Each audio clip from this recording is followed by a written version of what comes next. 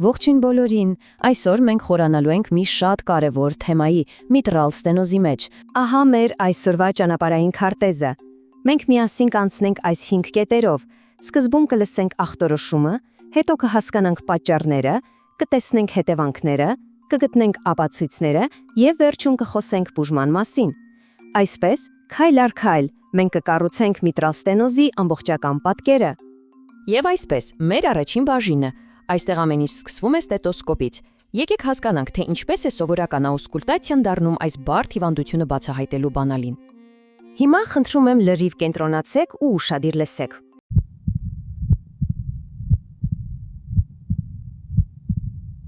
Սա միտրալ ստենոզի դասական, կարելի ասել, այցեկարգային աղմուկն է։ Մի պահ մտածեք, ինչ է ձեզ ասում այս ձայնը։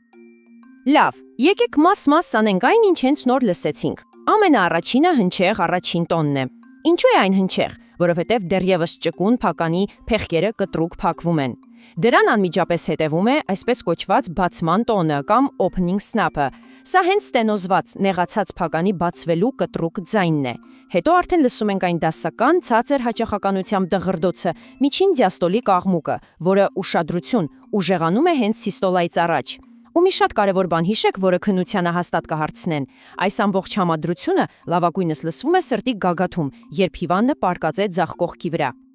Շատ լավ, մենք լսեցինք ձայնը, հասկացանք դրա բաղադրիչները, իսկ հիմա եկեք ավելի խորը գնանք ու հասկանանք, թե ինչ process-ներ են ընկած այս ձայնների հիմքում։ Ինչու է այս ամենը տեղի ունենում։ Եթե շատ բարձ ձևակերպենք, միտրալ ստենոզը միտրալ փականի անցքի նեղացումն է։ Սա շատ կարևոր է հասկանալ։ Տեսեք, նորմայում միտրալ փականը պետք է լայն բացվի դիաստոլայի ժամանակ, որպեսզի արյունը ձախ նախասրտից լցվի ձախ փորոք։ Երբ այն չի կարողանում լիարժեք բացվել, մենք ստանում ենք դիմադրություն հոսքին, ու հենց դա էլ առաջացնում է այն դիաստոլիկ աղմուկը, որը մենք լսեցինք։ Իսկ ինչքան է այդ նեղացումը։ Ամեն ինչ ուղիղ կապի մեջ է փականի բացվածքի մակերեսից։ Նայեք գրաֆիկին, նորմայում այն 4-ից 5 քառակուսի սանտիմետր է։ Բայց երբ մակերեսը փոքրանում է մինչև 2.5 քառակուսի սանտիմետր, սկսում են ի հայտ գալ առաջին ախտանիշները, օրինակ հևոցը։ Իսկ 1.0-ից ցածր ցուցանիշը արդեն խոսում է ծանր, կրիտիկական ստենոզի մասին։ Դե լավ, բա ինչն է առաջացնում այս նեղացումը։ Դեպքերի ճնշող, ուզում եմ շեշտել, ճնշող մեծամասնությունում պատճառը ռևմատիկ տենդի հետևանքով առաջացած սրտի ախտահարումն է։ Հենց այն է հանգեցնում փականի փեղկերի բորբոքման, կարծրացման ու սերտաճման։ Սա այն հիմնական պատճառն է, որ դուք պարտավոր եք իմանալ քննությունների համար։ Իհարկե կան նաև ավելի հազվադեպ հանդիպող պատճառներ, բայց ռևմատիզմը թիվ 1-ն է։ Ահա եւ ամբողջ պաթոֆիզիոլոգիական շղթան, որը պետք է պարզապես պատկերացնել։ Ամեն ինչ սկսվում է նեղացած փականից։ Այն խոչընդոտում է արյան հոսքը, ինչի հետևանքով ճնշումը կտրուկ բարձրանում է ձախ նախասրտում։ Այս բարձր ճնշումը կարծես հետ հոսքի սկզբունքով փոխանցվում է թոքային երակներին, առաջացնելով թոքային կանգ։ Հետո թոքային զարկերակային հիպերտենզիա եւ ի վերջո այս ամբողջ ծանրաբեռնվածությունը ընկնում է սրտի աջ հատվածների վրա, հանգեցնելով աջ սրտի անբավարարությանը։ Այս շղթան շատ կարևոր է հասկանալ։ Հիմա, երբ մենք արդեն հասկացանք պաթոֆիզիոլոգիական մեխանիզմները, եկեք տեսնենք, թե այս ամենը ինչպես է դրսևորվում հիվանդի մոտ, ինչ գանգատներով նա կդիմի մեզ։ Ամենաառաջին ու ամենատարածված ախտանիշը, իհարկե, ֆիզիկական ծանրաբեռնվածության ժամանակ առաջացող հևոցն է, որը թոքային կանգի հետևանք է։ Բայց ուշադրություն դարձրեք նաև ավելի սպეციფიկ նշանների վրա։ Տեսեք, ձախ նախասիրտը սրտի ամենահետին խոռոչն է։ Երբ այն մեծանում է, կարող է հետևից ճնշել կերակրափողը, առաջացնելով կլմանակտի խանգարում, դիսֆագիա, եւ հետադարձ կոկորդային նյարդը, առաջացնելով ձայնի խրպոտություն։ Այս վերջինը հայտնի է որպես օրդների համախտանիշ։ Սրանք շատ կարևոր քննական նշաններ են։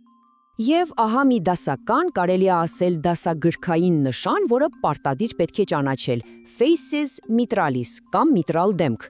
Այտերի այս բնորոշ վարդագույն մանուշակագույն երանգը շատ պարզ բացատրություն ունի։ Ցածր սրտային արտամղման պատճառով ծայրամասային անոթները սպազմի մեջ են, իսկ դեմքի մազանոթները որպես փոխհատուցում լայնանում են։ Սա շատ տեսանելի եւ բնորոշ նշան է։